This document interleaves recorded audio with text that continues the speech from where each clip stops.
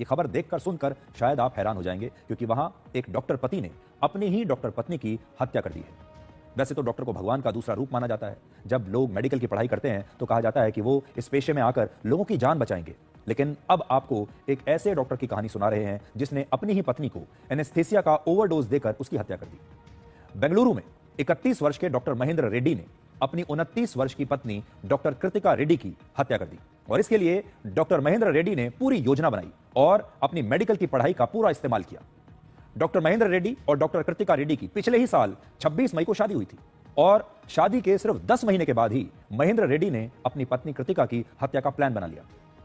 दरअसल कृतिका को गैस्ट्रिक की बीमारी थी और इस वजह से कई बार उन्हें पेट में तेज दर्द होता था, और डॉक्टर महेंद्र ये बात जानते थे और उन्होंने हत्या करने के लिए इसी का फायदा उठाया। इसी साल 21 अप्रैल को जब कृतिका को पेट में तेज दर्द हुआ तो डॉक्टर महेंद्र ने अपनी पत्नी को एनेस्थेसिया दे दिया और कहा कि इससे उन्हें आराम मिलेगा। सर्जरी से पहले मरीज को बेहोश करने के लिए ये एनेस्थेसिया दिया जाता है। आप में से बहुत सारे लोगों को पता होगा, जब किसी मरीज की कोई सर्जरी होनी होती है तब उसे ये एनेस्थेसिया दिया जाता है। लेकिन डॉक्टर महेंद्र 3 दिनों तक लगातार अपनी पत्नी को ये एनेस्थेसिया का डोज देते रहे, जो एक सामान्य मरीज के लिए बहुत ही खतरनाक है। एनेस्थेसिया के इस ओवरडोज की वजह से सिर्फ 3 दिनों में ही डॉक्टर कृतिका की हालत बहुत खराब हो गई, और इसके बाद 24 अप्रैल को डॉक्टर महेंद्र अपनी पत्नी कृतिका रेड्डी। पति पत्नी का रिश्ता भरोसे का होता है दोस्तों, और जब इसी भरोसे का कत्ल हो जाए तो फिर बस क्या क्या कहा जा सकता है। मतलब कि इससे विश्वास का रिश्ता तो कोई हो नहीं सकता। अपनी ही वाइफ को ऐसे ओवरडोज दे के इंजेक्शन की ऐसे मार डालना। अगर ठीक है तुम्हें शक था तो भाई अपनी वाइफ से तुम बात करते। ऐसे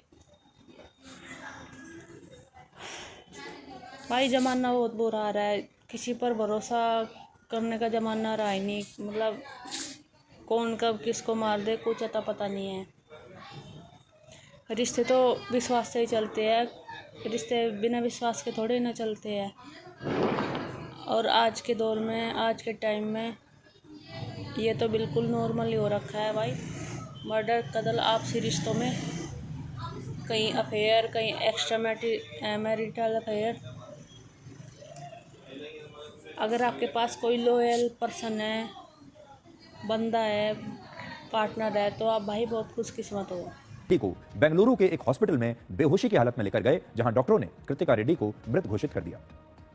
डॉक्टर महेंद्र रेड्डी बेंगलुरु के एक हॉस्पिटल में सर्जन हैं और उनकी पत्नी कृतिका रेड्डी भी उसी हॉस्पिटल में काम करती हैं और वो स्किन स्पेशलिस्ट हैं।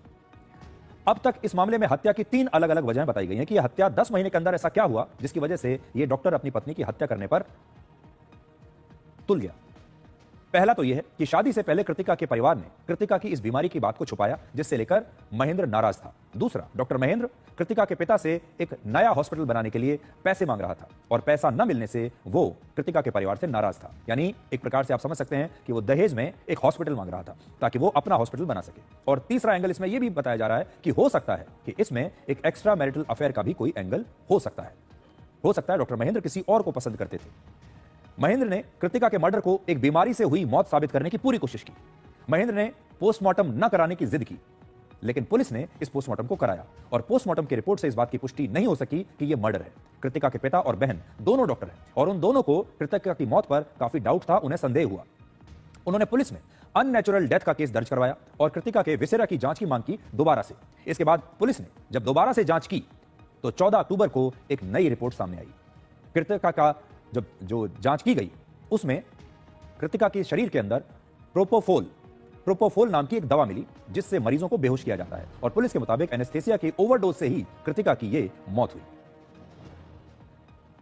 The postmortem report was also inconclusive because the viscera was sent. All these reports which came recently that there is an excess use of propofol, which is a sedative which is used in anesthesia. After that, the person has died. So the evidences which have been collected till now point out to the hand of her husband, because he was the person who was brought brought her to the hospital initially and had never complained of what happened and told that she was not in good health and she was undergoing treatment. But now we are seeing that the treatment which she was undergoing, she has been injected with sedatives, which goes to show that there was a malfide intention. अब 14 अक्टूबर को doctor Mahendra Reddy को गिरफ्तार कर लिया गया है और हैरानी की बात यह है कि हत्या करने के बाद भी महेंद्र रेड्डी 6 महीने तक आजाद घूमता रहा। सोचिए, हर डॉक्टर को डिग्री मिलने के बाद एक नैतिक शपथ दिलाई जाती है जिसका मकसद है कि हर डॉक्टर इलाज को एक व्यवसाय नहीं बल्कि मानव सेवा का अपना धर्म समझकर निभाएगा। लेकिन शपथ लेने के बाद भी बेंगलुरु के इस डॉक्टर ने दुनिया के सबसे पवित्र पेशे को बदनाम कर दिया और